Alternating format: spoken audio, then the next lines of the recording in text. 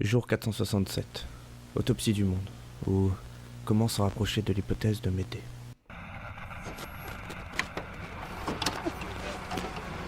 Tout commence avec l'évolution, simple, efficace. L'espèce quitte son environnement initial, intentionnellement ou non.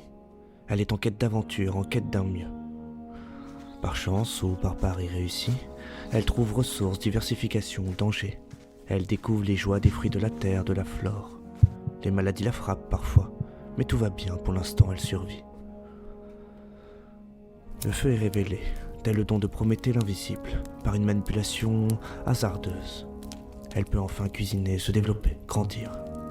Puis vint la première idée réellement dangereuse dont elle ignore les tumultes. L'agriculture. La magie du sol et des plantes fait naître les ressources alimentaires qu'elle était de temps en temps lassée de chercher. La société s'organise en groupes sédentaires, quittant sa modalité de nomade d'autrefois, et s'installe en petits villages troglodytes pour mettre un premier pas dans le grand confort.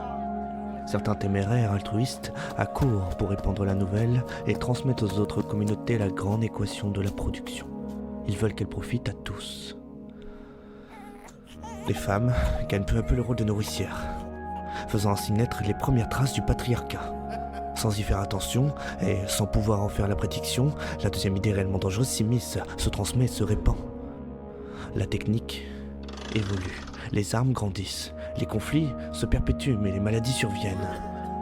La médecine traîne, est retardée, se détache de la religion pour s'émanciper et se développer.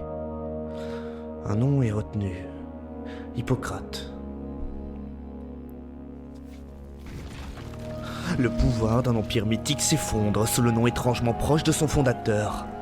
C'est la fin d'une époque devenue oisive et abusive. Une nouvelle page de l'histoire se tourne. Les conflits se perpétuent et il en ressort une révolution culturelle. L'écriture, la comptabilité et la monnaie s'uniformisent. L'éducation, quant à elle, s'organise et l'esclavage décline. La population s'accroît grâce à l'amélioration des techniques agricoles ainsi qu'à l'absence d'invasion. Le monde prospère et bénéficie des progrès.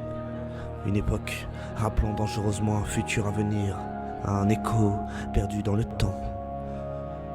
Le temps a passé. La guerre, la famine et la maladie sont de retour. La peste noire vient prendre la vie de près de 25 millions de personnes. Les récoltes subissent le changement climatique et la baisse des températures.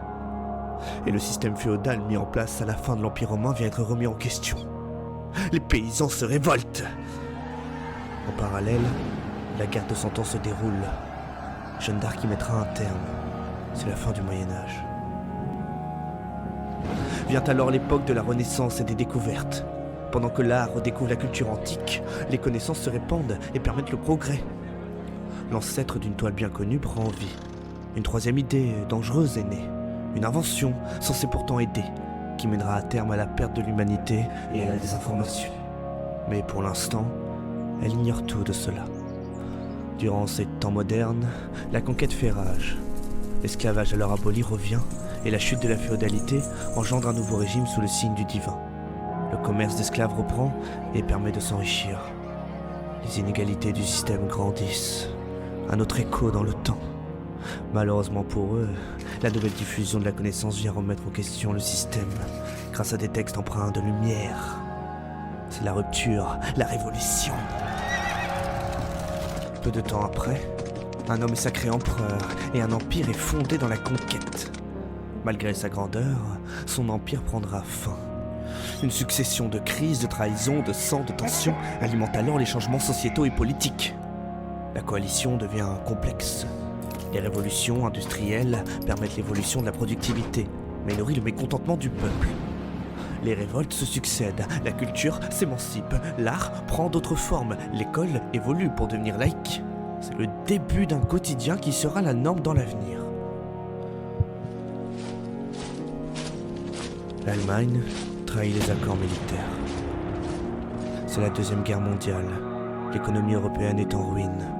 Le plan Marshall vient la sauver. La population survit, elle qui avait déjà bien grandi depuis l'ère industrielle. Elle peut continuer de proliférer. C'est le baby-boom. Les conflits semblent enfin terminés, mais elle n'a pas encore conscience de la retombée de ses naissances. Car la guerre, en réalité, n'a jamais cessé. L'homme a ses raisons que la raison ignore. Les tensions internationales continuent et, malgré l'évolution, les changements sociétaux, l'humanité continue sa quête pour sa survie déjà acquise. Elle se perd pendant que la politique oublie ses acquis temporels. Les échos du temps se répercutent, s'entrechoquent. Elle attend la fin, elle cherche sa limite, elle la repousse et s'industrialise par peur de manquer. Bientôt, il est certain pourtant, elle la rencontrera et elle se nommera Médée.